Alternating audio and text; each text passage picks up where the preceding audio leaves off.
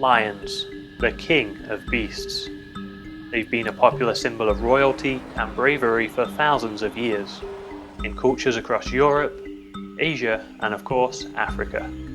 But unfortunately, their reign could be coming to an end. Nearly a century ago, there were as many as 200,000 lions living in Africa. Today, due to illegal killing, habitat loss, and fragmentation, the most recent surveys estimate that there are fewer than 30,000 lions left in the wild, having vanished from over 80% of their historic range. And because the decline is so rapid, once complete, these surveys are often inaccurate and out of date. Lions have slipped under the conservation radar for too long, and if we don't act now, lions will find themselves in the same dire predicament as their Asian counterpart, the tiger. So what's happening to this iconic animal? Human conflict is the #1 cause for the decline in lion populations. Lions live in large social groups called prides, sharing territory and regularly hunting together. Their diet mainly consists of wildebeest, antelope, zebra, buffalo, and other mammals.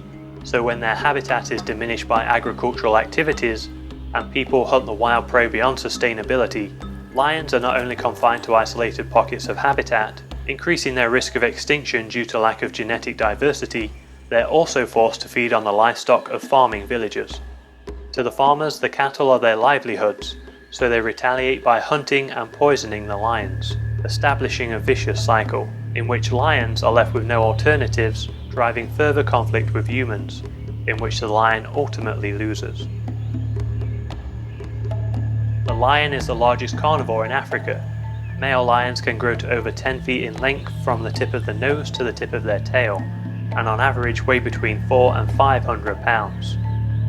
Their roar can be heard for up to 5 miles, and they're second only in size to the Siberian tiger among the felines. Unfortunately, this all makes them a major trophy for hunters.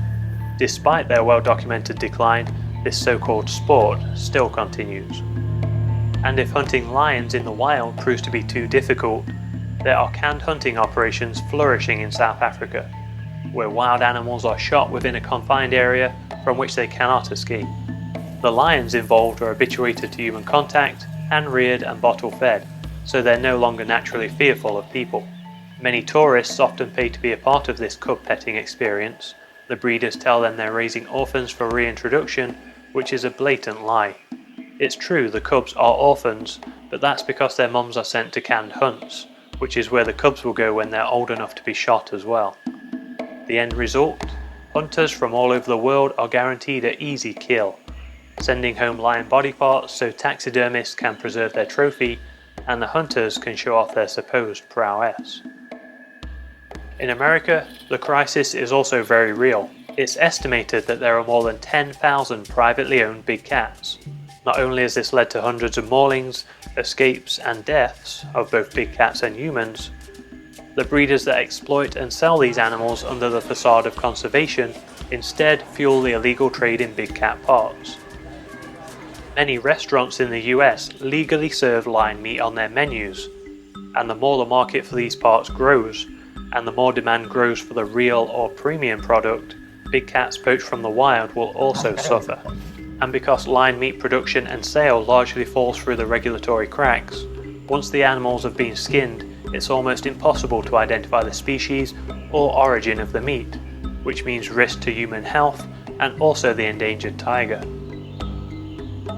To lose the lion in Africa should be considered as our final failure to keep natural populations of large predators alive. 20 years from now, all natural lion populations, without viable and enforced conservation plans, will be gone. Hunted, poisoned, trapped and slaughtered, new ideas and new ways forward are fundamental to the survival of this amazing species.